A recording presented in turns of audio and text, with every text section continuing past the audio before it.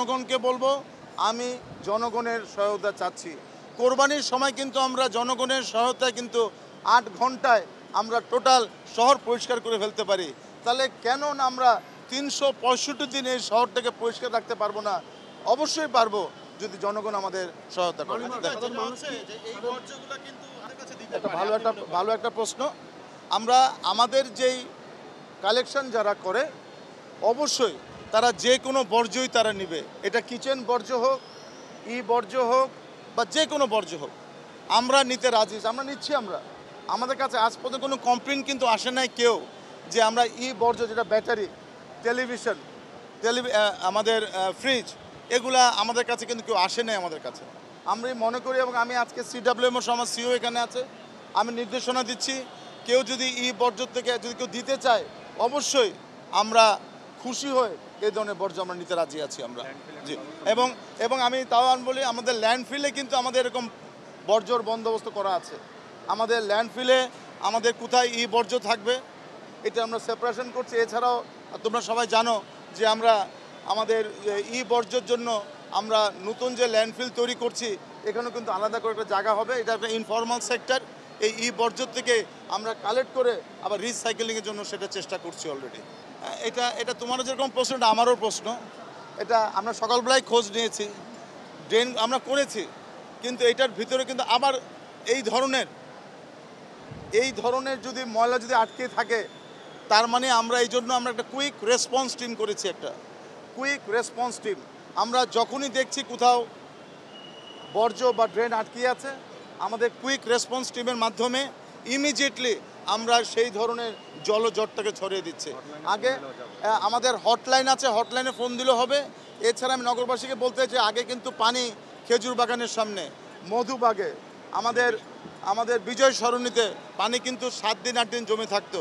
শাসাববাড়ি মগবাজারে পানি জমে থাকতো, এখন কিন্তু শাসাববাড়ি মগবাজারে পানি জমে না।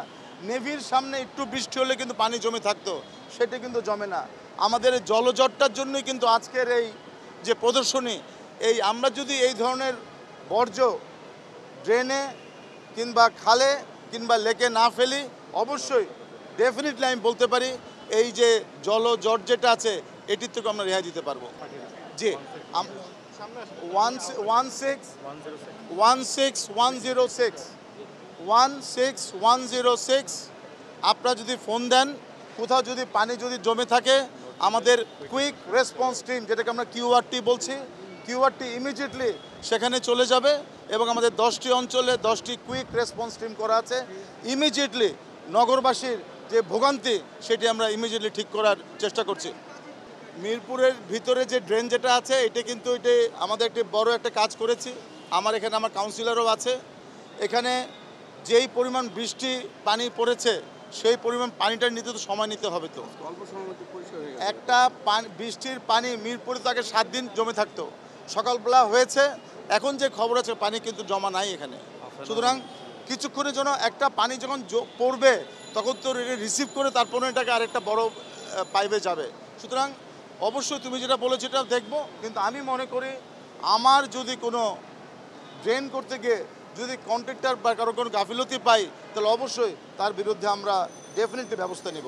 যে লাউতলা খাল, আমি তো কয়দিন আগেই নিজেই আমরা খনন করেছি। প্যারিস খাল যেটি ছিল একটু বৃষ্টি হলেই ওই এলাকা পুরো ডুবে যেত, আজকে বৃষ্টিতে কিন্তু কোনো ডুবে নাই। আমাদের সুতিবোলা খাল ডুবে নাই।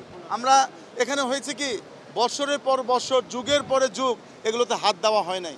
আজকে আমি অনুরোধ করবো প্যারিস খাল দেখে আসার জন্য। প্যারিস খালের আশেপাশে কিন্তু কোথাও কোনো পানি জমে নাই। আমাদের সুতিবোলা খাল একই অবস্থা, এবং লাউতলা খাল একই অবস্থা, রামচন্দ্রপুর খাল আমরা ক্লিন করছি, কিন্তু আমাদেরকে সেই সময়টা দিতে হবে। আমরা সর্বাত্মক চেষ্টা করব এই খালগুলোকে পুনঃখনন করার জন্য।